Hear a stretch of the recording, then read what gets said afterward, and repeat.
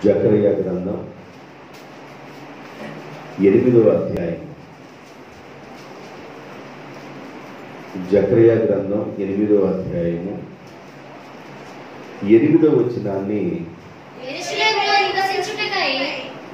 ఈరోజు ధ్యానం చేద్దాం. యెరూషలేములో నివసించుటకై వారిని తోడుకొని వచ్చెదను, వారు నా జనులై యుందురు, నేను వారికి దేవుడనై యుందును. చాలు, అందరూ చెప్పండి. యెరూషలేములో నివసించుటకై నేను వారిని తోడుకొని వచ్చెదను. యెరూషలేములో నివసించుటకై నేను వారిని తోడుకొని వచ్చేదను అంటే ఇప్పుడు వాళ్ళు యెరూషలేములో లేరు అని అర్థం. యెరూషలేములో లేరు అని అర్థం. మరి ఎక్కడున్నారు? యెరూషలేములో లేని వీరు ఎక్కడున్నారు? యెరూషలేములో నివసించుటకై నేను వారిని తోడుకొని వస్తాను, నేను మరలా వారికి దేవుడుగా ఉంటాను అన్నాడు. అంటే దాని అర్థం ఏంటంటే ఇప్పుడు ప్రస్తుతానికి వాళ్ళు యెరూషలేములో లేరు. మరి ఎక్కడున్నారు వీళ్ళంటే బబులోను దేశంలో చెరలో ఉన్నారు. ఎక్కడున్నారంట? బబులోను దేశంలో చెరలో ఉన్నారు. చెరకు వెళ్ళిపోయారు. బబులోను దేశాన్ని పరిపాలన చేస్తున్న నెబుకద్నెజర్ రాజు యెరూషలేము దేవాలయాన్ని పాడు చేసి అక్కడున్న యూదులను, అక్కడున్న వారిని తోడుకొని వెళ్ళిపోయాడు. అక్కడ వాళ్ళు కొన్ని సంవత్సరాలు అక్కడ ఉన్నారు. ఆ సంవత్సరాలలో వాళ్ళు గోని పట్ట కట్టుకొని ప్రార్థన చేశారు.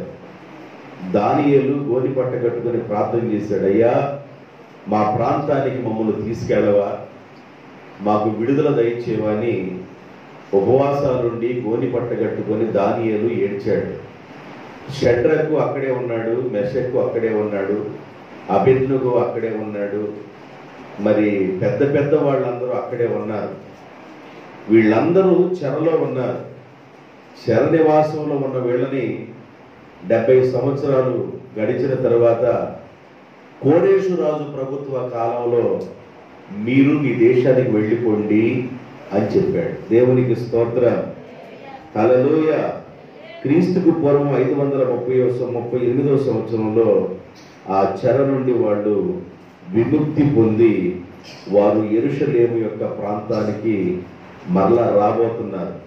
కోరేషు రాజుని దేవుడు ప్రేరేపించాడు వారికి విడుదల కొరకు. కోరేషు రాజు మరి అక్కడున్న యూదా ప్రజలను మీ ప్రాంతానికి, మీ దేశానికి వెళ్ళండి అని క్రీస్తుకు పూర్వం 538వ సంవత్సరంలో కోరేషు రాజు యొక్క ఆజ్ఞ మేర వారు బబులోను ప్రాంతాన్ని విడిచి మరలా ఎక్కడికి వస్తున్నారంటే యెరూషలేము స్వదేశానికి, సొంత ప్రాంతానికి వస్తూ ఉన్నారు. ఆ వస్తూ ఉన్న సందర్భంలో దేవుడు అంటాడు, నేనే మిమ్ములను తోడుకొని వస్తున్నాను. దేవునికి స్తోత్రం. నేనే మిమ్ములను తీసుకొని వస్తున్నాను, నేనే మీకు దేవుడుగా ఉంటాను. ఎందుకు వాళ్ళు చెరకు వెళ్ళారు? చెరకు వెళ్ళటానికి కారణం ఏంది? 70 సంవత్సరాలు వారు బానిసలుగా చెరలో ఉండటానికి కారణం ఏంది? కారణం ఏంటంటే వాళ్ళు దేవుణ్ణి మరిచిపోయిన వారుగా ఉన్నప్పుడు భక్తుడైన ఇర్మియా ద్వారా ఇర్మియా గ్రంథంలో ప్రవచించాడు, అయ్యలారా మీ దోషము, మీ పాపము, మీ అతిక్రమాలు దేవుని దృష్టికి ఘోరంగా ఉన్నాయి. మీరు సరిగా ఉండి మారు మనసు పొంది దేవుణ్ణి ఆరాధించండి అని ఇర్మియా భక్తుడి ద్వారా మాట్లాడుతుంటే ఇర్మియా భక్తుడిని పిల్లవాడుగా చూశారు.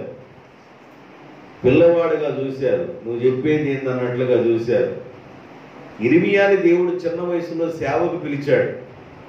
సేవకు పిలిచినప్పుడు ఇర్మియా అంటాడు, అయ్యా నేను బాలుడను, మాట్లాడటానికి నాకు శక్తి చాలదయ్యా అంటే దేవుడు అంటాడు, బాలుడను అనవాకు, నేను నీ నోటికి నోటిగా ఉంటాను, నువ్వు ధైర్యంగా ఉండు, పడగొట్టడానికి, కట్టడానికి నేను జనుల మీద నేను నీకు అధికారాన్ని అనుగ్రహిస్తున్నాను అని దేవుడు ఇర్మియాని బలపరిచి ఇర్మియా ద్వారా దేవుడు గొప్ప కార్యాలు చేస్తూ ఉన్నప్పటికీ కూడా యోధా జాతి వారు అక్కడ కళ్ళు మూసుకొని పోయిన వారుగా, భయము భక్తి లేని వారుగా వాళ్ళు నివాసం చేస్తున్నారు. అప్పుడు ఇర్మియా ఎన్నిసార్లు చెప్పినా, ఇదిగో ఫలానా దిక్కు నుండి కీడు రాబోతుంది, ఫలానా దిక్కు నుండి ఇలా కీడు రాబోతుందని ఎన్ని విషయాలు మాట్లాడుతున్నా కూడా వాళ్ళు పట్టనట్లుగా, విని విననట్లుగా, అర్థము కానట్లుగా వాళ్ళు అలాగున్నారు. అలాంటి పరిస్థితుల్లో అక్కడున్న ఒక సేవకుడు, ప్రియులారా, దేవుడు మనకు తోడుగా లేకపోతే, దేవుడు మనతో లేకపోతే ఎంత వైభవంగా మనం ఎలాగుండగలం, ఎంత పచ్చగా మనం ఎలాగుండగలం, మన పిల్లలు కూడా పాలు కారు దేహంలో ఉన్నారన్నాడు. అప్పుడు ఇర్మియా అంటాడు, మీరు నిజమే పాలుగారు దేహాల్లాగా మీ పిల్లలున్నా, కెంపులాగున్నా, పగడవలాగా ఉన్నా, ఇదిగో నీలం వలె మీరున్నా కూడా ఒక రోజు రాబోతుంది మీరు బొగ్గులాగా మారిపోతారు అని విలాప వాక్యాల విషయాన్ని తెలియచేశాడు ఇర్మియా.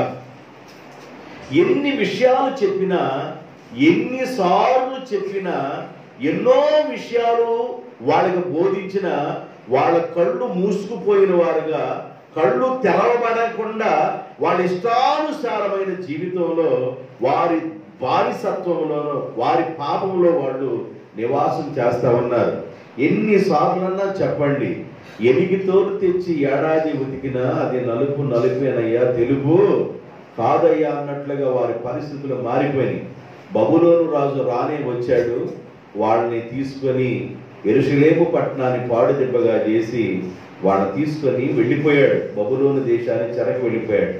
బబులోను దేశంలోకి వెళ్ళిన తర్వాత అక్కడ నుండి నెబుకద్నెజర్ రాజు తర్వాత దర్యావేషు రాజు వచ్చాడు, ఆ తర్వాత కోరేషు రాజు వచ్చాడు. ఈ ముగ్గురు రాజుల కాలంలో 70 సంవత్సరాలు వారు బానిసలుగా మరి చెరలో ఉన్నారు. 70 సంవత్సరాల కష్టాలు పడుతున్నారు. 70 సంవత్సరాలు వారు బాధలు అనుభవిస్తున్నారు. కష్టాలు, బాధలు, శ్రమలు, ఇరుకులు, ఇబ్బందులు ఇవన్నీ అనుభవిస్తూ వాళ్ళు ఏమని బాధపడుతున్నారంటే, అయ్యా, ప్రవక్త అయిన ఇర్మియా చెప్పిన మాటలు మేము వినలేదయ్యా, మేము ఆయన చిన్నవాడుగా త్రోసివేశామయ్యా, మాకు ఆయన చెప్పిన మాటలు మా చెవులో పడలేదు నాయన, ఏదో మేము వాటన్నిటిని త్రోసివేసి మా ఇష్టానుసారంగా బ్రతికామయ్యా, అందువల్లే మేము ఈ బాధల్లో కష్టాల్లో ఉన్నాం. అయ్యా, దయచేసి మా దోషములు, మా పాపములు మేము ఒప్పుకొనుచున్నాం నాయన, మమ్మల్ని క్షమించి మా స్వదేశానికి నడిపించవా ప్రభు అని ఏడుస్తున్నప్పుడు 70 సంవత్సరాల తర్వాత కోరేషు రాజు రాజుని ప్రేరేపించి బబులోను దేశంలో ఉన్న కోరేషు రాజుని, బబులోను రాజు నెబుకద్నెజరు రాజు, తర్వాత దర్యావేషు, తర్వాత కోరేషు రాజుని ప్రేరేపించి దేవుడు వారిని తోడుకొని వచ్చుచున్నాడు. దేవునికి స్తోత్రం. జాగ్రత్తగా వినాలి. తోడుకొని వస్తున్నాడు, తీసుకొని వస్తున్నాడు. ఆయన వస్తా ఏమంటాడంటే, నేనే మీకు దేవుడిగా ఉంటాను, నేనే మీకు తండ్రిగా ఉంటాను, నేనే మీకు కాపరిగా ఉంటా, నేనే మీకు ఎల్షడైగా ఉంటా, తల్లి పాలించు పోషించేటట్లుగా నేను మిమ్మల్ని పోషిస్తాను అని దేవుడు వాళ్ళని తోడుకొని అక్కడి నుండి తీసుకొని వస్తున్నాడు. దేవునికి స్తోత్రం. దీంట్లో నుండి కొన్ని మాటలు నేను మీకు చెప్పాలని ఆశపడుతున్నాను. అయితే 1-2 పాయింట్లు చెప్తాను. దానికంటే ముందుగా దేవుడు తోడుకొని వస్తే కలిగే మేలులు, దేవుడు తీసుకొని వస్తే కలిగే మేలులు, దేవుడు నడిపించుకొని వస్తే కలిగే మేలులు 1-2-3 మాటలు నేను మీకు చెప్పాలని ఆశపడుతున్నాను. మార్కు సువార్త 8వ అధ్యాయం 23వ వచనం. మార్కు సువార్త 8వ అధ్యాయం 23వ వచనం. ఆయన ఆ గుడ్డివాని చెయ్యి పట్టుకొని ఊరి వెలుపులకు తోడుకొని పోయి వాని కన్నుల మీద ఉమ్ము రాసి వాని మీద చేతులు ఉంచి, నీకేమైనను కనబడుచున్నదా అని వారిని అడుగగా వాడు కన్నులెత్తి మనుషులు నాకు కనబడుతున్నారు, వారు చెట్ల వలె కదులుతున్న చెట్ల వలె కనబడుతున్నారు. అంతటా మరలా ఆయన తన చేతులు ఆ గుడ్డివాని కనుల మీద ఉంచగా వాడు తేరు చూసి కుదర్చబడి సమస్తమును తేటగా చూడసాగుచున్నాను అని చెప్పాను. గట్టిగా దేవుని స్తోత్రం చెప్పండి, గట్టిగా చెప్పండి. హల్లెలూయా. దేవుడు గుడ్డివారిని తోడుకొని వెళ్ళాడు. ఒరే బాబు, నువ్వు నాతో రాని, మురికి సమాజంలో నుండి నువ్వు బయటికి రాని, మస్టు సమాజంలో నుండి నువ్వు బయటికి రాని అక్కడ నుండి ప్రత్యేకించి ఆయన తోడుకొని వెళ్ళి ఆయన కన్నులను ముట్టగా వాడి కన్నులు తెరవబడి బహు తేటగా చూచుచున్నాడు. అంతకుముందు ఫస్ట్ తెరవబడినప్పుడంట చెట్లులాగా కనబడ్డారంట మనుషులు, ఇప్పుడు బహు తేటగా కనబడుతున్నారు. దేవుడు తోడుకొని రావటం వల్ల ఆశీర్వాదం, కన్నులు తెరవబడతాయి. దేవునికి స్తోత్రం. హల్లెలూయా. కన్నులు తెరవబడతాయి, కన్నులు తెరవబడతాయి. కన్నులు తెరవబడటం అంటే ఏంది? కన్నులు తెరవబడటం అంటే ఏంటంటే ఆయన ఏమన్నా గుడ్డివాడు, కొంతమంది ఏమన్నా కళ్ళుండి కూడా దేవుణ్ణి వెతకని, దేవుణ్ణి అన్వేషించని, దేవుడు కనబడని గుడ్డివారుగా చాలా మంది ఉంటున్నారు. దేవుడే జోక్యం చేసుకొని నేను మీకు దేవుడుగా ఉంటానని ఆయన గాని తోడుకొని గాని వస్తే మీ కళ్ళు తెరవబడునుగాక. దాని బైబిల్ ఏం చెప్పాడంటే యెఫ్తా అన్నాడు. యెఫ్తా అంటే తెరవబడునుగాక, మనసు తెరవబడునుగాక, చెవులు తెరవబడునుగాక, కళ్ళు తెరవబడునుగాక, హృదయము తెరవబడునుగాక. యెఫ్తా మీన్స్ యెఫ్తా, ఆ మీన్స్ ఏంటంటే తెరవబడునుగాక. అర్థమవుతుందండి? కాబట్టి దేవుడు ఒక మనిషిని తోడుకొని వస్తే కళ్ళు తెరవబడతాయి, అంధకారం పోయిద్ది, చీకటి పోయిద్ది, తేటగా చూస్తాం. దేవుడు ఎవరో అర్థమవుతాడు, దైవ సన్నిధి అర్థమైంది, దేవుడు చూడగలం. దేవుడు చూసే నేత్రాలను దేవుడు దయచేస్తాడు ఆయనే తోడుకొని వస్తే. రెండవ విషయం, 7వ అధ్యాయం మార్కు సువార్త 33వ వచనం. సమూహములో నుండి ఆయన వానిని ఏకాంతమునకు తోడుకొని పోయి వారి చెవులలో తన వేళ్లు పెట్టి ఉమ్ము వేసి వారి నాలుక ముట్టి ఆకాశం వైపు కన్నులెత్తి నిట్టూర్పు విడిచి యెఫ్తా అని వానితో చెప్పాను. ఆ మాటకు తెరవబడుట అని అర్థము. చెవిటివాడు, మోగవాడు యేసు ప్రభు తోడుకొని ఏకాంతముగా తీసుకొని పోవటం వల్ల వాళ్ళలో ఉన్న చెవిటితనం వెళ్ళిపోయింది, వాళ్ళలో ఉన్న మోగతనం కూడా వెళ్ళిపోయింది. ఆయన స్వస్థపరిచేటప్పుడు అంటే ఏకాంతాన్ని తోడుకొని వెళ్ళాడు. అర్థమైందా? అంతకుముందు గుడ్డివాడిని ఎక్కడ తీసుకెళ్ళాడు? ఊరి బయటికి తీసుకెళ్ళాడు. దేవుని బిడ్డలారా, ఊరు బయటికి తీసుకెళ్ళి ఈ చెవిటివాడిని కానివ్వండి, ఈ మోగవాడిని కానివ్వండి, ఈ గుడ్డివాడిని కానివ్వండి సమాజానికి బయటికి ఎందుకు తీసుకెళ్ళాడంటే, మరి సమాజం మురికి పట్టి ఉందరా నాయన, మీరు బయటికి రండి, మీకు వెలుగు అర్థమైందని చెప్పాడు. దేవునికి స్తోత్రం. వారిని తోడుకొని బయటికి తీసుకెళ్ళి ఏకాంతంగా తీసుకెళ్ళి మోగవాడిని స్వస్థపరిచాడు, చెవిటివాడిని స్వస్థపరిచాడు, గుడ్డివాడిని స్వస్థపరిచాడు. యేసు ప్రభు తోడుకొని ఏకాంతంగా తీసుకొని వెళ్ళాడు. దేవునికి స్తోత్రం. ఆయన జోక్యం చేసుకొని నిన్ను తోడుకొని వస్తాడు. ఎక్కడ నుండి తోడుకొని వస్తాడు? యోధా ప్రజలను ఎక్కడి నుండి తోడుకొని వస్తున్నాడు? నిట్టూర్పులో ఉన్న యోధా ప్రజలను, బానిసత్వంలో ఉన్న వారిని, బాగా వేదన చెందుతున్న వారిని బబులోను దేశముల నుండి దేవుడు అన్నాడు, నేనే వారిని తోడుకొని వచ్చుచున్నాను. దేవునికి స్తోత్రం. ఆయన తోడుకొని వస్తే ఏం జరుగుతుందో చెబుతా. దానికంటే ముందు తోడుకొని వచ్చుననే విషయాలు 2-3 మాటలు నేను మీకు చూపిస్తున్నాను. అపోస్తుల కార్యం 7వ అధ్యాయము 36వ వచనం. 7వ అధ్యాయము 36వ వచనం. ఇతడు ఐగుప్తిలోను ఎర్ర సముద్రములోను 40 ఏండ్లు అరణ్యములోను మహత్కార్యములను సూచక క్రియలను చేసి ఐగుప్తిలో నుండి వారిని పాలు తేనెలు ప్రవహించు దేశమునకు వారిని తోడుకొని వచ్చెను. దేవునికి స్తోత్రం. ఎక్కడి నుండి తోడుకొని వచ్చాడంట దేవుడు?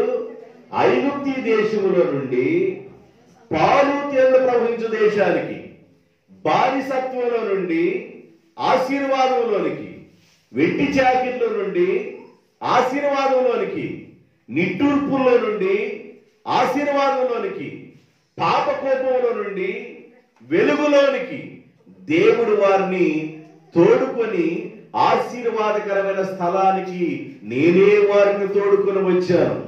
ఎలా తోడుకొని వచ్చానంటే, గెద్ద తన పిల్లలను రెక్కల మీద మోసినట్లుగా నేను వారిని మోయుచు తోడుకొని వచ్చాను.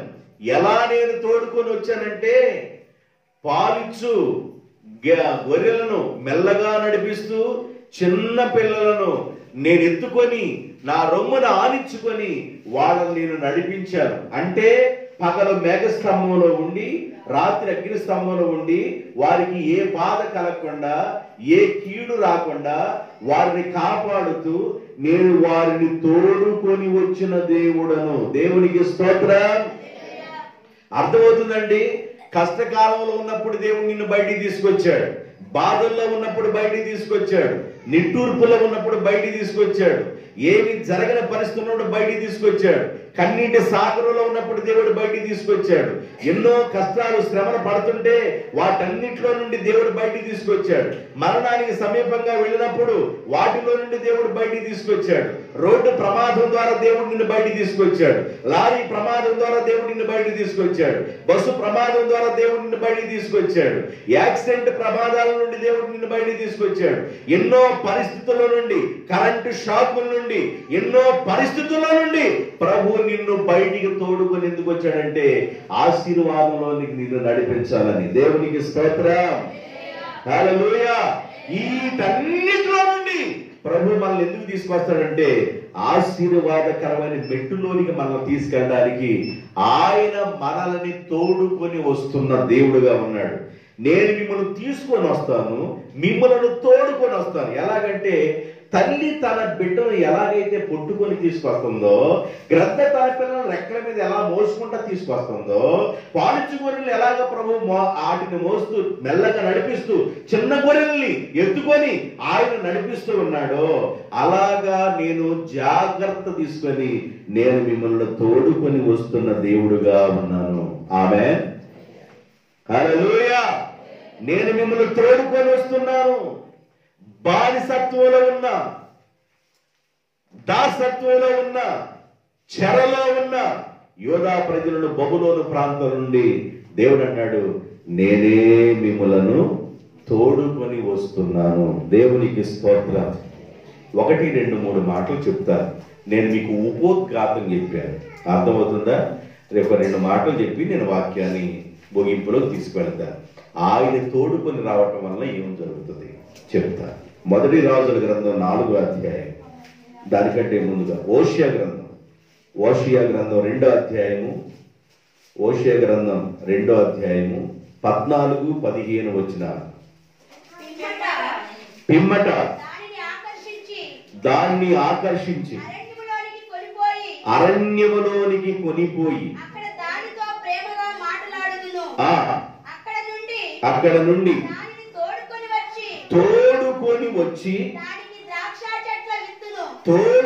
వచ్చి ద్రాక్ష చెట్లను ఇత్తును. ఆకోరు లోయను శ్రమల ద్వారమును నిరీక్షణ ద్వారముగా, ఆకోరు అంటే శ్రమలని, ఆకోరు లోయలను నిరీక్షణ ద్వారముగా నేను చేస్తాను. చాలండి. ఇక్కడ రాయబడిన మాట ఏంటంటే నేను వారిని తోడుకొని వచ్చి ద్రాక్ష చెట్లను ఎత్తును. ఆకోరు లోయ అనుభవం నుండి తోడుకొని వచ్చి నిరీక్షణ అనుభవంలోనికి వారిని నడిపిస్తాను అన్నాడు. ఆకోరు లోయ, ఆకోరు లోయ, ఆకోరు లోయ అంటే ఏంది? ఆకోరు లోయలు ఎవరిని వేశారు? ఆకోరు లోయలో ఆకోరు వేసాడా? ఆకాను. ఆకోరు లోయలో ఆకాను, ఆకాను భార్య, ఆకాని పిల్లల్ని ఆకోరు లోయలో రాళ్లు పెట్టి కొట్టి చంపారు. ఆకాను యొక్క భార్య, వారి పిల్లలు, వారి కలిగిన గొర్రెలు, వారి కలిగిన సమస్తం ఆకోరు లోయలో పడేసి వాళ్ళు అరుస్తూ ఉండగా అక్కడ చంపారు. ఆకాన్ని ఎందుకు చంపారు అంటే ఆకోరు లోయలో యెహోషువ చెప్పిన మాట, దైవజనుడి చెప్పిన మాట ఆయన వినల. దైవజనుడి చెప్పిన మాట వినకుండా ఆయనకంట బంగారము, షీనారు వస్త్రములను ఇలాగ విలువైన అవి చూసుకొని వాటిని అంటుకోబాకంటారా, నూలు పోగు దారం కూడా అంటుకోబాకండి. ఎరుకో పట్టణం శాపగ్రస్తమైంది. ఈ శాపగ్రస్తమైన పట్టణంలో నూలు పోగు దారం కూడా అంటుకోబాకండి. అంటే ఈ అందరూ ఎన్నో కనబడుతున్నా, బంగారం కనబడుతున్నా, వెండి కనబడుతున్నా, విలువైన వస్త్రాలు కనబడుతున్నా, ఈ ఎరుకో పట్టణం నుంచి వాళ్ళు దాటి వెళ్ళిపోతున్నారు. కానీ ఎవరు ఏ వస్తువు అంటుకోవట్లా. ఆకారం మాత్రం ఎన్నాళ్ళు చూస్తాం మనం ఇట్లాగా పైనుండి ఏమన్నా మన్నా పడాలా, మన్నా పడి తినాలి, సప్పరించుకొని తినాలి. అది ఏమన్నా తింటే ఏమన్నా మామూలుగా లేదు వ్యవహారం. మాకేమన్నా కీరకాయలు, బీరకాయలు, దొండకాయలు, దోసకాయలు, ఆ కొండలో వండే కూర. ఏ కొండ? కొండలో కూర వండుకుంటారంట మాంసం. కాబట్టి కొండలో వండేది కావాలి మాకు. తొక్క తొక్క తొక్క తొక్క తొక్క తొక్క అని తరలుతా ఉండాలి. ఆ మాంసంకి ఇన్ని రోజులైందో పూరీళ్ళు అడగంటేనే పూరీళ్ళు ఇచ్చినట్టున్నాడు. ఇన్ని పరిస్థితుల్లో అసలు మనం ధనవంతులం కావాలంటే ఏం చేయాలి? వెంటనే ఈ బంగారం తీసుకోవడం మంచిదని బంగారం, షేనార్ వస్త్రాలు, ఇంకా వెండి అవి తీసుకొని దాచిపెట్టుకొని ఎరుకో పట్టణం దాటిన తర్వాత డేరాలు వేసుకుంటే ఆ డేరా మధ్యలో తోముకొని దాచిపెట్టుకున్నాం. ఇజ్రాయెల్ ప్రజలు ఎరుకో పట్టణం దాటి వెళ్ళిన తర్వాత హాయి పట్టణం మీదకి వెళ్ళారు. హాయి పట్టణం మీద ఇజ్రాయెల్ ప్రజలందరూ చచ్చిపోతున్నారు, జైలు రావటంలా. ఎందుకు చనిపోతున్నారు ప్రభువా అని యెహోషువ వేడిస్తే, నీ ప్రజల మధ్య పాపం జరిగింది అన్నాడు.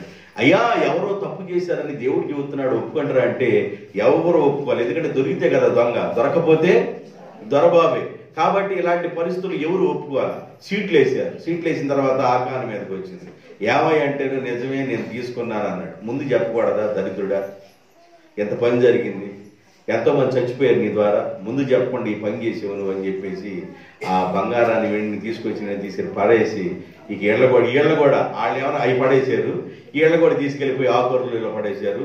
ఈయన భార్యని, ఈయన పిల్లల్ని, ఈయన గొర్రెల్ని, ఈయన కలిగి ఉన్న వాటిని అన్నింటిని పడేస్తే, నానా నువ్వు ఒప్పుకున్నట్లయితే నువ్వు తండ్రిగా చేసిన నీ దోషం మా మీదకి వచ్చేది కాదు కదా. నీవు చేసిన తప్పును బట్టి శిక్ష పిల్లలుగా ఉన్న మేము అనుభవిస్తున్నామే. నువ్వు చేసిన తప్పును బట్టి భార్యగా ఉన్న నేను శిక్ష అనుభవిస్తున్నానే. నువ్వు చేసిన పొరపాటును బట్టి పిల్లగా ఉన్న మేము శిక్ష అనుభవిస్తున్నామే అని ఆ దరిద్రం ఏందో నువ్వు ముందుగా ఒప్పుకున్నట్లయితే బాగుండేది కదయ్యా అని ఏడుస్తూ ఉంటే వాళ్ళు ఆ నాంత మాట ఏడుస్తున్నారు. ఇజ్రాయెల్ ప్రజలు ఏమైనా రాళ్ళు తీసుకుని పడతా ఉన్నారు. ఆ రాళ్ళు తగిలి రక్తపు మడుగులో అయ్యా అమ్మ అని అరుస్తూ, గొర్రెలు కూడా అరుస్తూ, ఆకాను భార్య అరుస్తూ, ఆకాని పిల్లలు అరుస్తూ పెద్ద కేకలేస్తూ ఆ రాళ్ల దెబ్బలకి రక్తపు మడుగులో కుప్పకూలిన పోయిన అన్నాయి. అలాగ చనిపోయారండి. అది ఆకోరులో. అలాంటి శ్రమగల అనుభవాల్లో నుండి నేను మిమ్మల్ని నిరీక్షణ ద్వారంలోనికి నడిపిస్తాను. దేవునికి స్తోత్రం. మిమ్మల్ని నేను తోడుకొని వస్తున్నాను. శ్రమలో నుండి మిమ్మల్ని తోడుకొని నిరీక్షణలోనికి తీసుకెళ్తాను. నిరీక్షణ ఇక బ్రతికినంత కాలం నిరీక్షణతో బ్రతికేటట్లుగా, దేవుడు ఉన్నాడని ఒక నిరీక్షణతో బ్రతికేటట్లుగా అలాంటి అనుభవంలో నేను మిమ్మల్ని నడిపిస్తానన్నాడు. యేసు ప్రభు రాకమునుపు 4వ అధ్యాయంలో మత్తయి సువార్తలో యెరూషలేములో ఉన్నవారు, జెబూలూను, నఫ్తాలీను ప్రాంతంలో ఉన్నవారు 16-17 వచనాలు చదవండి. నజరేతు విడిచి జెబూలూను, నఫ్తాలీను ఆ దేశముల యొక్క ప్రాంతములలో సముద్ర తీరమందలి కపెర్నహూమునకు వచ్చి కాపురముండెను.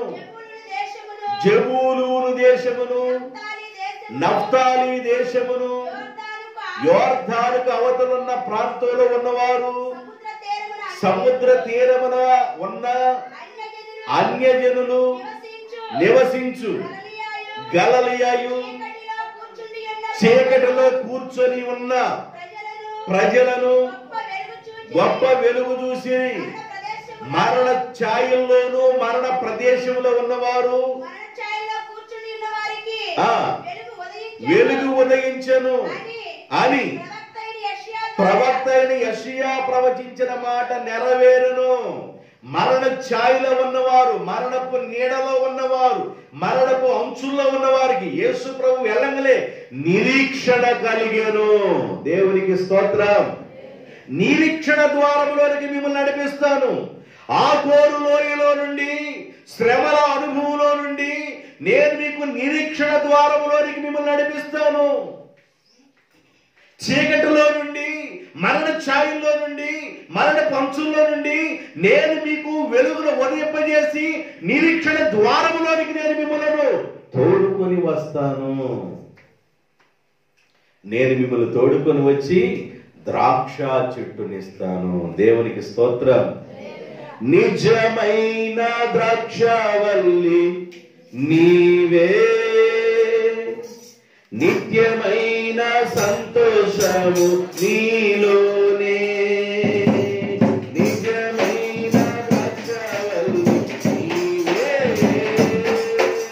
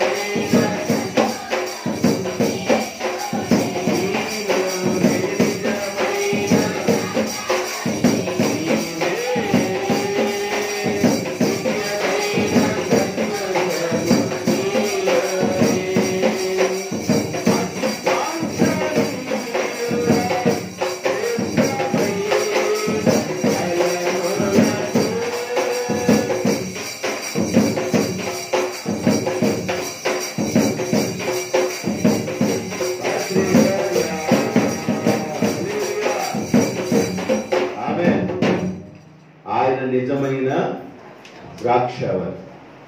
నేను మిమ్ములను శ్రమల లోయలో నుండి, శ్రమల అనుభవంలో నుండి, కష్టకాలంలో నుండి, దరిద్రతను అనుభవించిన పరిస్థితుల్లో నుండి, బానిసత్వంలో నుండి, చెడ అనుభవంలో నుండి నేను మిమ్మల్ని తోడుకొని వచ్చి ద్రాక్ష చెట్టునిస్తాను. దేవునికి స్తోత్రం.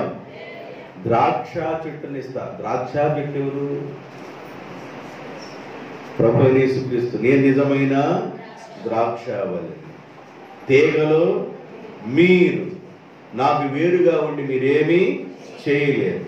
మీరు నాతో అంటుకట్టబడి ఉండటం వలన, నాతో ఉండటం వలన, నాతో కలిసి ఉండటం వలన మీరు బహుగా ఫలించెదరు. దేవునికి స్తోత్రం. నిజమైన ద్రాక్షవల్లిగా ఉన్న యేసుతో ఉంటే ద్రాక్ష చెట్టునిస్తాను మీకు, నిరీక్షణ ద్వారాన్ని ఇస్తాను మీకు. మీరు కలిసి ఉంటే, ఆయనతో ఉంటే, ఆయనలో ఉంటే, అంటుగట్టబడి ఉంటే మీరు బహుగా ఫలిస్తారు. ఇంతదాకా ఫలాలు లేవేమో, ఇప్పుడు దాకా కష్టాలు అనుభవించారేమో, ఇప్పుడు దాకా బాధలు అనుభవించారేమో, వాటన్నిటిలో నుండి నేను మిమ్మల్ని బయటికి తీసుకొస్తాను.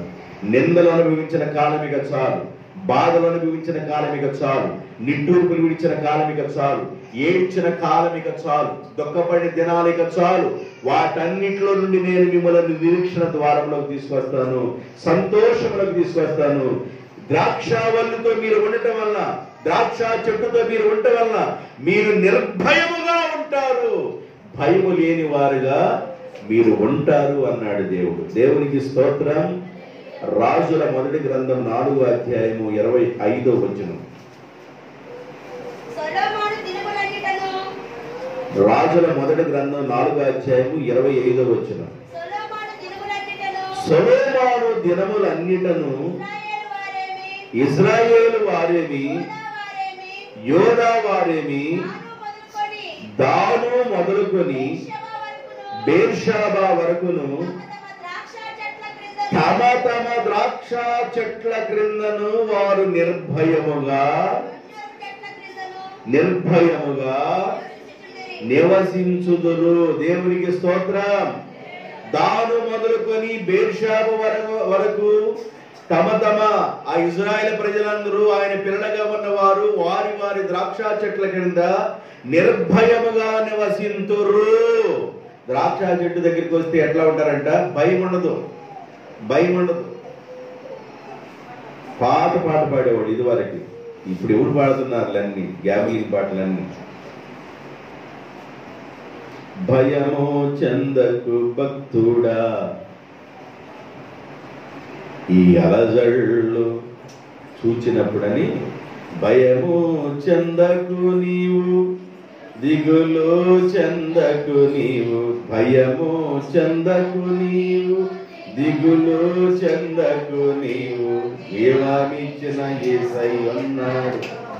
ఓ భక్తుడా, ప్రాణం పెట్టిన యేసయ్య ఉన్నాడు. బబులోను దేశమందున ఆ భక్తులు ముగ్గురు బొమ్మకు మీరు వచ్చి ఎంత చిన్నగా పడుతున్నారు.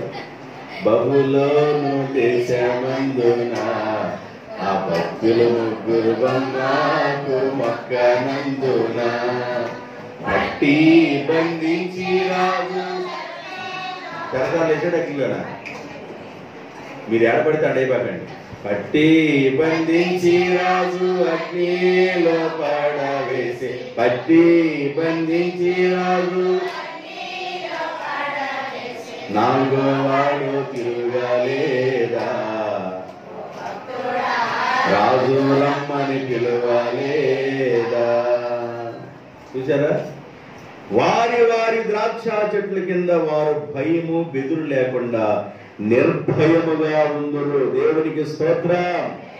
ఇప్పుడు ఎక్కడ తీసుకొస్తున్నాడు దేవుడు? తోడుకొని ద్రాక్ష చెట్లను ఇవ్వడానికి తీసుకొస్తున్నాడు. ద్రాక్ష చెట్టు అంటే మన ప్రభువైన యేసుక్రీస్తు. ద్రాక్ష చెట్ల కిందకి దేవుడు తీసుకొస్తాడు.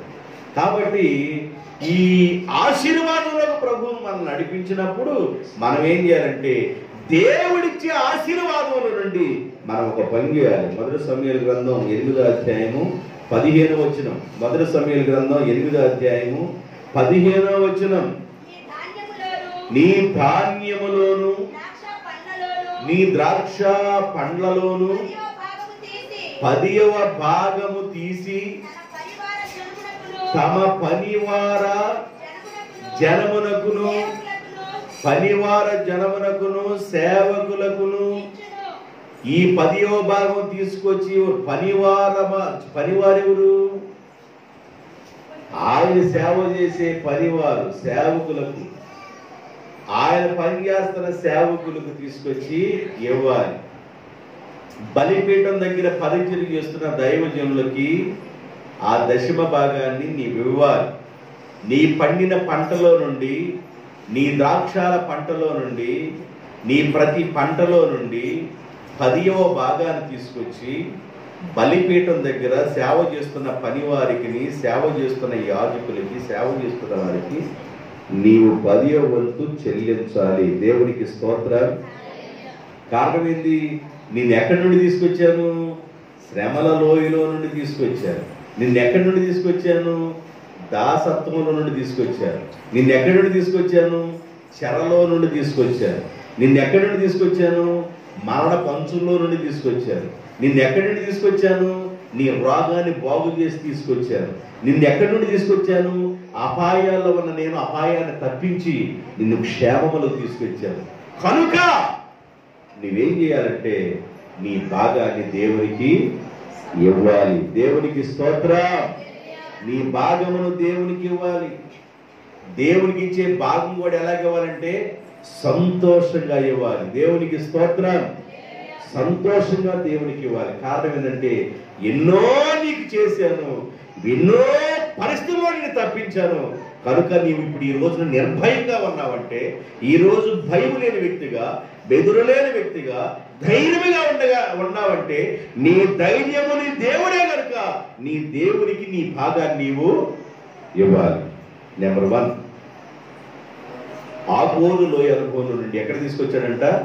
నిరీక్షణ ద్వారంలోనికి, శ్రమలలో నుండి తీసుకొచ్చి ద్రాక్ష చెట్ల దగ్గరికి తీసుకొచ్చాడు. నెంబర్ 1, నిన్ను తోడుకొని దేవుడు శ్రమల అనుభవంలో నుండి, బానిసత్వంలో చెరల నుండి తీసుకొచ్చి నిరీక్షణ ద్వార అనుభవంలోనికి ద్రాక్ష చెట్టుని ఇవ్వడానికి ప్రభు నిన్ను తోడుకొచ్చాడు. రెండో విషయం, ఓషియా గ్రంథం 11వ అధ్యాయము 4వ వచనం. ఓషియా గ్రంథం 11వ అధ్యాయము 4వ వచనం. ఒకడు మనుషుల్ని తోడుకొని పోవునట్లుగా స్నేహ బంధముతో నేను వారిని స్నేహ బంధముతో బంధించి ఆకర్షించి తిని. ఒకడు మనుషుల్ని తోడుకొని పోవునట్లుగా స్నేహ భావముతో నేను వారిని తోడుకొని పోవుదును. దేవునికి స్తోత్రం. తోడుకొని వచ్చే దేవుడు మనకి ఎలాగుంటాడంటే స్నేహితుడుగా ఉంటాడు. ఎలాగుంటాడు? స్నేహితుడుగా ఉంటాడు. స్నేహితుడు ప్రాణప్రియుడు ఇతడే నా ప్రియ స్నేహితుడు అని పాడుకున్నాడు ఒక ఆయన. ఆయన నా ప్రాణప్రియుడు, నా స్నేహితుడు. నా స్నేహితుడుగా ఉన్న దేవుడు ఎలా తోడుకొని వస్తాడంటే ఒకడు ఒక మనుషుడు తోడుకొని వచ్చినట్లుగా నేను ఆ మనిషిని స్నేహభావంతో తోడుకొని వస్తాను. అనుకు రావయ్యా, ఏ సంగతులు ఏముంది ప్రభువా, నీవు తప్ప నాకు దిక్కే ఉంది నాయన, నీవే నా ధ్యానం, నీవే నా ప్రాణం. అలాగా, సరే వెళ్దామా అన్నాడు. వెళ్దాం ప్రభువా, మన ఇంటికి వెళ్దామా అన్నాడు. వెళ్దాం ప్రభువా, సరే రా అన్నాడు. సరే రా హానుకు, మన ఇంటికి వెళ్దాం అంటున్నావు కదా, నేను నీతో స్నేహితుడిగా ఉన్నాను, నీవు నాతో స్నేహం చేస్తున్నావు, ఒక మనుషుడు స్నేహం చేసినట్లుగా నేను నీతో స్నేహం చేస్తున్నాను కనుక రా హానోకు అని హానోకుని ప్రభు తీసుకొని వెళ్ళాడు. ఆ తర్వాత హానోకు కనబడలేదు. దేవునికి స్తోత్రం. దేవుడు స్నేహం చేస్తాడు మనతో, ఆయన స్నేహితుడిగా ఉంటాడు. అబ్రహాముతో మాట్లాడకుండా నేను ఏమైనా చేస్తానా, అబ్రహాము నాకు స్నేహితుడు. అబ్రహాము ఏదంట? దేవుడికి స్నేహితుడు. స్నేహితుడితో చెప్పకుండా ఏమి దేవుడు చేయడు. స్నేహితుడితో అన్ని విషయాలు షేర్ చేసుకుంటాడు. ఒక స్నేహితుడి దగ్గరికి బంధువులు వచ్చారు. ఆ స్నేహితుడి ఇంట్లో ఏమి లేదు. ఏమి లేకపోతే ఆ బంధువులందరూ అయ్యా కాళ్ళు కడుక్కొని కూర్చోండి అయ్యా, నేను ఇప్పుడే వస్తానని బయటికి వెళ్ళి, ఈ స్నేహితుడు ఎక్కడికి వెళ్ళాడంటే తన స్నేహితుడి దగ్గరికి వెళ్ళాడు. తన స్నేహితుడి దగ్గరికి వెళ్ళిపోయి ఆ రాత్రి వేళ తలుపు పడుతున్నాడు. ఎవరో అన్నాడు తలుపు శబ్దం ఇది. అయ్యా, రే నేనయ్యా నీ స్నేహితుడిని. ఏంది అన్నాడు. నాకు ఒక 3 రొట్టెలు కావాలి, నా ఇంటికి బంధువులు వచ్చారు, వాళ్ళకి పెట్టడానికి నా దగ్గర ఏమీ లేదు, నాకు అప్పు కావాలి, 3 రొట్టెలు కావాలన్నా. నేను పిల్లలతో పడుకున్నాను, ఇప్పుడు లెగవలేను అన్నాడు. నీవు లేకపోతే ఇంకా నాకు ఎవరు ఇచ్చేవాడు లేదు, నువ్వు లెగవాల్సిందే. అతడు స్నేహితుడైనందున మాట మాటకి తలుపు కొట్టాడు. డోర్ ఓపెన్ చేయి, డోర్ ఓపెన్ చేయి, డోర్ ఓపెన్ చేయని డోర్ పడతానే ఉన్నాడు. ఆయన డోరు ఓపెన్ చేసి అంతవరకు డోర్ కొడుతూనే ఉన్నాడు. అతడు స్నేహితుడైనందువల్ల అతడు తలుపు తెలిసి అతడు అడిగిన రొట్టెలను ఆయనకి ఇచ్చాడు. దేవునికి స్తోత్రం. స్నేహితుడు వేరండి. ఎవరికి చెప్పపోయినా, తల్లిదండ్రులకు చెప్పపోయినా, ఇంకెవరికి చెప్పపోయినా స్నేహితులతో షేర్ చేసుకుంటారు హృదయంలో ఉన్నవి. నిజమైన స్నేహితుడు విడువక ప్రేమించును. దుర్దశలో వాడు ఎలాగుంటాడు? సామెతల గ్రంథం 17:17 నిజమైన స్నేహితుడు విడువక ప్రేమించును. దుర్దశలో మనకి ఏదైనా బాధలు కలిగిన ఆ దినాలలో అట్టివాడు సహోదరుడుగా ఉండు. ఏం బాధపడుతున్నావు? నేను లేనా? అన్నదమ్ముడు అంటే లాంటోడిని నేను లేనా? నువ్వెందుకు బాధపడుతున్నావు? నువ్వెందుకు దిగులు పడుతున్నావు? నేను నీ స్నేహితుడిని, నేను నీ స్నేహితుడిని. స్నేహితుడు తన స్నేహితుడి కోసం ప్రాణం పెట్టును. ఆయనే ప్రాణ స్నేహితుడు, ఆయనే ప్రభు అయిన యేసు. అర్థమైందండి? ఒక మనుషుడిని తోడుకొని పోనట్లుగా స్నేహితుడు స్నేహితుడిని తోడుకొని పోవును. నేను మిమ్మల్ని తోడుకొని వస్తాను, నేను మిమ్మల్ని తోడుకొని పోతాను, నేను మిమ్మల్ని తీసుకొని వస్తాను. ఒక స్నేహితుడు స్నేహితుడితో ఎలా స్నేహం చేస్తాడో అలాగ నేను మిమ్మల్ని తోడుకొని మీతో మాట్లాడుతూ ముచ్చటిస్తూ వెళ్తానన్నాడు. దేవుడు ప్రాణం పెట్టిన ప్రాణ స్నేహితుడు మనతో స్నేహం చేయడానికి ఇష్టపడుతున్నాడు. ప్రాణప్రియుడిగా ఉన్న యేసయ్య ఆయన స్నేహితుడిగా ఉండటానికి ఇష్టపడుతున్నాడు. నువ్వు ఆయనతో ఫ్రెండ్షిప్ చేస్తే, ఆయనతో నువ్వు స్నేహభాగంగా ఉంటే ఆయన నీకు చెప్పకుండా ఏమీ చేయడు. జరగబోయే దేవుడు చూపిస్తాడు. అబ్రహాముకు దేవుడు జరగబోయేది చూపించాడు. ఏశాకుకి దేవుడు జరగబోయేది చూపించాడు. దానియేలుకి దేవుడు జరగబోయేది చూపించాడు. ఇర్మియాకు దేవుడు జరగబోయేది చూపించాడు. భక్తులకు దేవుడు జరగబోయే కార్యములు చూపించాడు. ఆయన తన ప్రవక్తలకు జరగబోయే కార్యాలను చెప్పకుండా ఏమీ చేయడు. దేవుడు చెబుతాడు నువ్వు ఆయనతో స్నేహం చేయాలి, ప్రభుతో స్నేహం చేయాలి. ఆయన చెప్పకుండా ఏమి చేయడు. ప్రభు దగ్గర మోకరించడానికి వెళ్ళిపోయి ఒకవేళ 5 నిమిషాలు గడిపి తండ్రి యేసునైనా ప్రభువా నీ బంగారు దూతలను నాయనా నీవు కాపుదలుంచినైనా, ఏ భయము ఏ బెదురు లేకుండా, పేడ పిశాచి కలలు రాకుండా నాయనా నీ బంగారు దూతల్ని నీ దూతల్ని నా చుట్టూ, నా మంచం చుట్టూ, నా ఇంటి చుట్టూ కాపలా పెట్టినాయనా. ఆయన సెక్యూరిటీ గార్డ్ లాగా. ఏమండి, ఒక మనిషితో మాట్లాడటానికి సొల్లు కబురు వేసుకోవడానికి గంట, అరగంట, 2 గంటలు పడుతుంది. ఒక్కొక్కడు ఫోన్ ఎత్తారంటే అట్ట ఫోన్ కూడా వాసిపోద్ది. ఫోన్ లోపల బ్యాటరీ ఉంటుంది, బ్యాటరీ కూడా వాసిపోద్ది. అట్ట అర్ధగంట అయిపోయింది. చెవు దగ్గర వేడి వస్తుంది. సరే, చెవు దగ్గర వేడి వస్తుంది, లౌడ్ స్పీకర్ పెట్టుకుంటా. చెప్పు. చేయకుండా పడుతుంది, అడపడే. సరే చెప్పు. మనిషి సోది కబుర్లకి ఎంత టయాన్ని వేస్ట్ చేస్తారంటే అంత టయాన్ని వేస్ట్ చేస్తారు. దేవునితో కానీ నువ్వు సహవాసం చేయగలిగితే, దేవునితో కానీ నువ్వు ఫ్రెండ్షిప్ చేయగలిగితే, నీవు ఆయనతో గడపగలిగితే, సహవాసం చేయగలిగితే, ప్రార్థనలో కానీ నువ్వు ఉండగలిగితే ఆయన నీకు బయలుపరచకుండా ఏమీ చేయడు. ఎందుకంటే నా కుమారుడు పొద్దా నా దగ్గరికి వచ్చి నానా నానా అన్నాడు. నా కుమారుడు పొద్దాకు వచ్చి నానా నానా నానా అన్నాడు. నా కుమారుడు చెప్పకుండా నేనేమి చేయను అంటాడు. అంటే అర్థమవుతుందా? దేవుడు పిల్లడు వచ్చి పొద్దాకి వెళ్ళిపోయి మంచం చుట్టూ తిరుగుతా, నానా నాకు అది కావాలి నాన్న, నానా నాకు ఇది కావాలి నాన్న, నాకు అది తీసుకురా నాన్న, ఇది తీసుకురానంటే పొద్దాకి అడుగుతున్నాడు కదా వీడు అని వాడికి చేయడానికి ప్రయత్నం చేస్తాడు. అసలు శరీర సంబంధమైన తండ్రి నీవు పొద్దాకి అడుగుతున్నామని సహాయం చేస్తే అసలు పరలోకంలో దేవుడు నీ తండ్రి కంటే మంచోడు. దేవునికి స్తోత్రం. పరలోకపు దేవుడి దగ్గర నువ్వు స్నేహం చేయాలి. నువ్వు మోకరించటం, ప్రార్థించటం, ఆయనతో గడపటం నువ్వు నేర్చుకోవాలి. దేవుని స్తోత్రం చెప్పండి. తీసుకెళ్ళండి, కూర్చుని పెట్టరా, కూర్చోబెట్టండి, చెప్పండి. దేవునికి స్తోత్రం.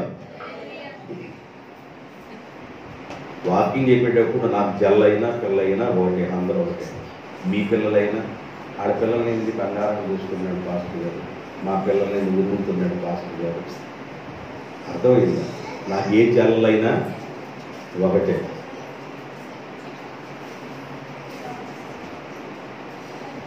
వాక్యం చెప్పేటప్పుడు పరిశుద్ధాత్ముడు పనిచేస్తాడు.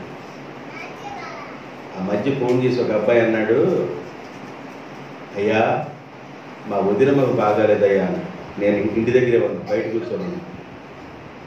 ఏమైందన్న? ఇప్పుడే ఉన్నట్టుండి పడిపోయిందయ్యా. ఉన్నట్టుగా ఉండి పడిపోయిందన్న. ఉన్నట్టుకుండి పడిపోతే ఏం చేయాలి? కాబట్టి హాస్పిటల్కి తీసుకెళ్ళాలి కదా. వాడు ఏం చేశాడంటే, అయ్యా ప్రార్థన చేయ్యా ఫోన్లో అన్నాడు. నేనన్నా నీళ్లు తీసుకున్నాను, ప్రార్థన చేస్తాను. ప్రార్థన చేసి ఒక్క నిమిషమే ప్రార్థన చేసి నీళ్లు మొహాన్ని చల్లాను. లేచి కూర్చుందయ్యా అన్నాడు. గట్టిగా చప్పడ కొట్టాడు. వాస్తవాలు ఇవి. దైవజనుడు వాక్యం మాట్లాడుతున్నప్పుడు, దైవజనుడు నోటి నుండి వాక్యం వస్తున్నప్పుడు దేవుని శక్తి పనిచేస్తుంది. నాకు ఈ అనుభవాలు చాలా ఉన్నాయి, తెలుసు. కాబట్టి వాక్యాన్ని శ్రద్ధగా వినడానికి ప్రయత్నించాడు. రెండో విషయం ఏంటంటే, అతడు మనతో స్నేహము చేస్తాడు. ఆయన స్నేహితుడుగా ఉంటాడు, మనతో స్నేహం చేస్తాడు, మనతో మాట్లాడతాడు. అబ్రహాముతో స్నేహం చేశాడు, సొదొమ గొమొర్రా విషయం చెప్పాడు. దేవుడు స్నేహం చేస్తాడు మనతో. నువ్వు ఆయనతో స్నేహం చేయాలి. అప్పుడు ఆయన ఏం చేస్తాడు? నిన్ను తోడుకొని వెళతా ఉంటాడు, నిన్ను నడిపిస్తూ ఉంటాడు, నీతో ఫ్రెండ్షిప్ చేస్తూ ఉంటాడు, నిన్ను తీసుకొని వెళతా ఉంటాడు, ఆశీర్వాదపు బాటల్లోకి నిన్ను తీసుకొని వెళతాడు. మూడో మాట చెప్పి నేను వాక్యాన్ని ముగించేస్తాను. పరమగీతాల గ్రంథం 2వ అధ్యాయము 4వ వచనం. పరమగీతాల గ్రంథం 2వ అధ్యాయము 4వ వచనం. అతడు నన్ను విందుశాలకు తోడుకొని పోయెను. అతడు నన్ను విందుశాలకు తోడుకొని పోయెను. అతడు నన్ను విందుశాలకు తోడుకొని పోయాను. ఏ శాలకంట? విందుశాలకు. ఆహారం ఉన్న ప్రాంతానికి నన్ను తోడుకొని పోయాను. సమృద్ధిగా ఉన్న ప్రాంతానికి నన్ను తోడుకొని పోయాను. బాగా పచ్చిగా ఉన్న చోటకి ఆయన నన్ను తోడుకొని పోయాను. యెహోవా నా కాపరి, నాకు లేమి కలగదు. పచ్చిక గల చోట్లకి నన్ను తోడుకొని వెళతా ఉంటాడు. విందుశాలకు నన్ను తోడుకొని వెళతా ఉంటాడు. అన్నిట్లో ప్రాముఖ్యమైన విందు ఏంటంటే, దేవుని పిల్లలకి నా శరీరమును తిని నా రక్తమును త్రాగువాడు నిత్య జీవానికి వారసుడు. దేవునికి స్తోత్రం. ఆయన శరీరాన్ని తినాలి, ఆయన రక్తాన్ని తాగాలి. ఆయన శరీరాన్ని తిని ఆయన రక్తమును త్రాగువాడు నిత్య జీవానికి వారసులుగా ఉంటారు. రేపు వచ్చే ఆదివారం మీకు బలారాధన కార్యక్రమం ఉంటుంది, గుర్తుపెట్టుకోండి. బలారాధన కార్యక్రమానికి సిద్ధపడ్డాడు. ఆయన శరీరాన్ని తిని ఆయన రక్తము త్రాగువాడు నిత్య జీవానికి వారసులు. ప్రభు వచ్చేంత వరకు ఆయన మరణాన్ని ప్రచురం చేసే ఆ విందులో మనం ఉండాలి. దేవునికి స్తోత్రం. కాబట్టి దేవుడు మనల్ని ఎక్కడ తోడుకొని వెళ్తున్నాడంటే, ఆయన విందుశాలకు మనల్ని తోడుకొని వెళ్తున్నాడు. ఆయన విందులో నువ్వు పాలు పంపును పొందాలంటే మారు మనసు పొంది నువ్వు బాప్తిజాన్ని పొందాలి. బాప్తిజం లేకుండా చాలా సార్లు నువ్వు బ్రతుకుతున్నావు, చాలా సార్లు ప్రభు మాట్లాడుతున్నారు. చాలా మంది ఎలా ఉన్నారంటే, బాప్తిజం అనగానే ఏదో మామూలుగా భయపడుతూ ఏదో జరుగుతున్నట్లు ఫీల్ అవుతున్నారు. చాలా మంది వాయిదాలు వేస్తా ఉన్నారు. నేనేం చెబుతున్నానంటే, నువ్వు బాప్తిజం పొందడం వలన నీవు నీ కుటుంబం ఆశీర్వాదం పొందుద్ది. ప్రభు నీకు సమీపంగా ఉంటాడు, ప్రభు నీతో ఉంటాడు, నిన్ను నడిపించేవాడుగా ఉంటాడు. కనుక బాప్తిజాన్ని పొందాలి. బాప్తిజం పొందడానికి నువ్వు ఎలాగ ఉండాలంటే, ముందుకు రావాలి. నాకు బాప్తిజం ఇయ్యయ్యా, నాకు బాప్తిజం ఇయ్యని అర్ధరాత్రి అయినా నువ్వు నన్ను లేపాలి బాప్తిజం కోసం. బాప్తిజం అంత ప్రాముఖ్యమైంది. కొంతమంది ఇక అవసాన దశలో, ఆఖరి దశలోనైనా ఇక బాప్తిజం పొందండి అని అనుకుంటారు. చంటిమూడ పెదనాన్న చనిపోయాడు, ప్రేమయ్య అని చనిపోయాడు. అంటే అన్నదమ్ముల పిల్లల వాడు. రేపు సోమవారం దినం 5వ రోజు. ఆయన బాగానప్పుడు చర్చికి వెళ్ళటం ప్రారంభించారు. నేను చెప్పాను, అయ్యా నువ్వు బాప్తిజాన్ని పొందుతారు కానీ, పాస్టర్ గారికి కూడా చెప్పాను, వెంటనే ఈయనకి బాప్తిజం ఇచ్చేసేయండి అయ్యా.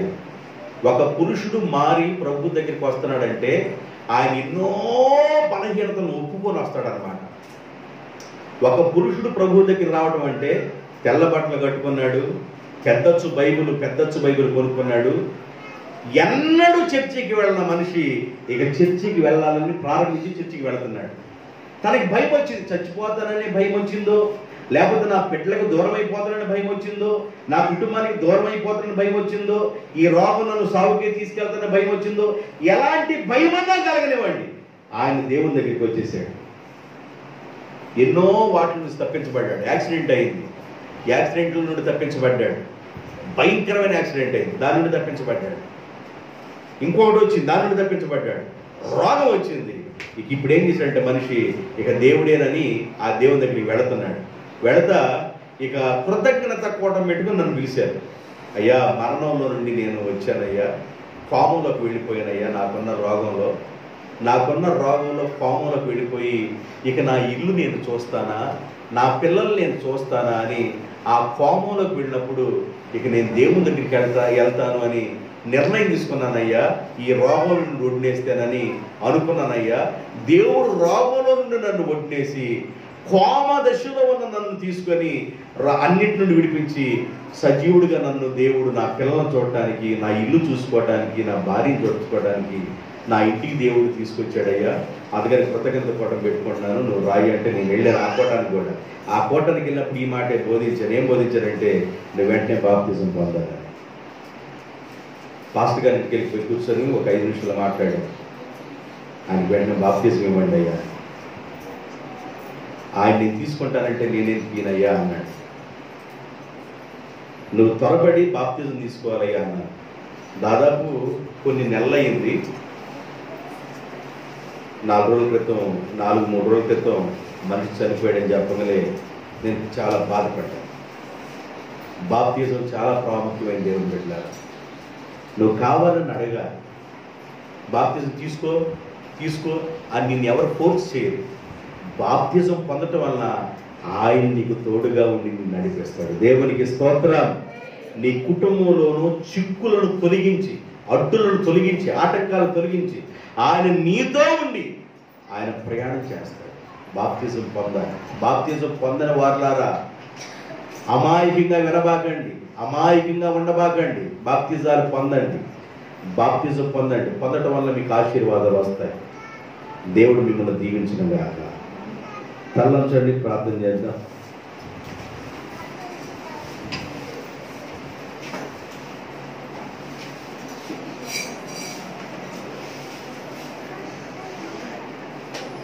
ప్రార్థన చేద్దాం.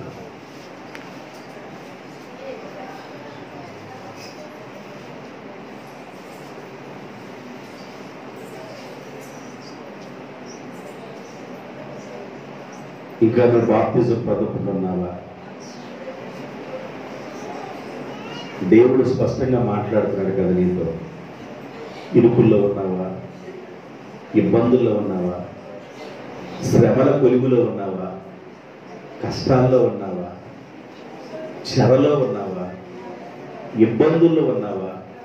దేవుడు అంటున్నాడు, నేనే నిన్ను తోడుకొని వస్తాను, నేనే నిన్ను తోడుకొని వస్తాను.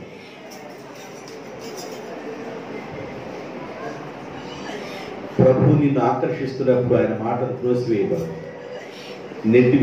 నెట్టివేయబారు.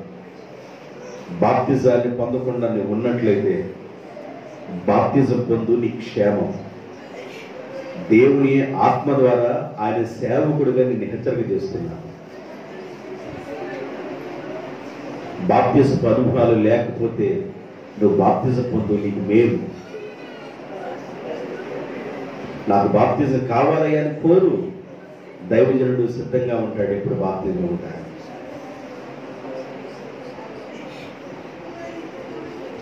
ఆ గోరు లోయలో నుండి నిరీక్షణ ద్వారంలోకి మిమ్మల్ని తీసుకెళ్తారు. శ్రమంలో నుండి ద్రాక్ష చెట్టు మీకు ఇవ్వడానికి తీసుకొస్తారు. మీతో స్నేహం చేయడానికి తోడుకొని వస్తారు. విందుశాలకు నేను మిమ్మల్ని తోడుకొని వస్తారు. ఆపదలో నుండి, ఆపత్ కాలములో నుండి వాటన్నిటిని విడిపించి నేను మిమ్మల్ని తోడుకొని వస్తాను. శ్రమల కొలుములో నుండి మిమ్మల్ని విడిపించి మిమ్మల్ని తోడుకొని వస్తాను. నేను మీకు తండ్రిగా ఉంటాను, మీకు దేవుడిగా ఉంటాను అన్నాడు దేవుడు. ప్రేమ స్వరూపమైన మా ప్రియ పరలోకపు తండ్రి, పరిశుద్ధుడైన మా ప్రభువా యేసయ్య, మీకు వందనాలు, స్తుతులు, స్తోత్రాలు. నా ప్రభువా, నా దేవా, నా తండ్రి, మీ బిడ్డలను దర్శించండి నాయన. మీ బిడ్డలను దర్శించండి నాయన, మీ బిడ్డలను దర్శించండి నాయన. నమ్మి బాప్తిజం పొందు వారు రక్షింపబడతారని చెప్పేవు నాయన. నమ్మని వారికి శిక్ష విధించబడిద్దని చెప్పేవు నాయన. బాప్తిజం అనుభవాల్లో లేని వారు బాప్తిజం పొందినట్లుగా ఎన్నో కష్టాల నుండి, రోగాలలో నుండి, సాగుకు సమీపంగా ఉన్న పరిస్థితుల నుండి, అపాయాల్లో నుండి, మరణ పంచుల్లో నుండి విడిపించావు నాయన. మిమ్మల్ని కలిగి ఉన్న బిడ్డలుగా ఉండే భాగ్యాన్ని దయచేయమని ప్రార్థన చేస్తున్నాను. ప్రార్థన చేసుకోండి. బాప్తిజం పొందకుండా ఉన్న బిడ్డలు బాప్తిజం పొందాలనుకున్నట్లయితే మీ చెయ్యొద్దండి, మీకోసం ప్రార్థన చేస్తాను. బాప్తిజం పొందని బిడ్డలు బాప్తిజం పొందాలి అనుకున్నట్లయితే ఇది దేవుడు నీకు ఇస్తున్న సమయం అని నువ్వు అర్థం చేసుకో. దేవుడే నీకు ఇస్తున్న సమయం, ఇది గుర్తుపెట్టుకో.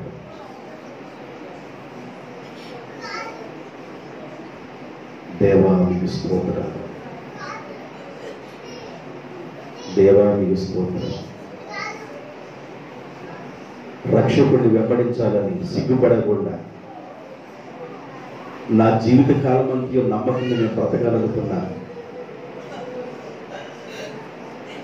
బిడ్డలుగా ఉన్నవారు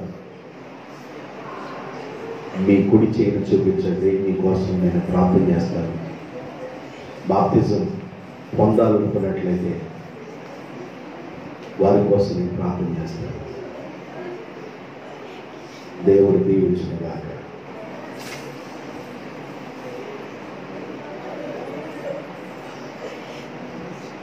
ప్రభు మిమ్మల్ని దీవించుగాక. మీ చేయని అలాగే వచ్చాడని నేను ప్రార్థన చేయమన్నాను.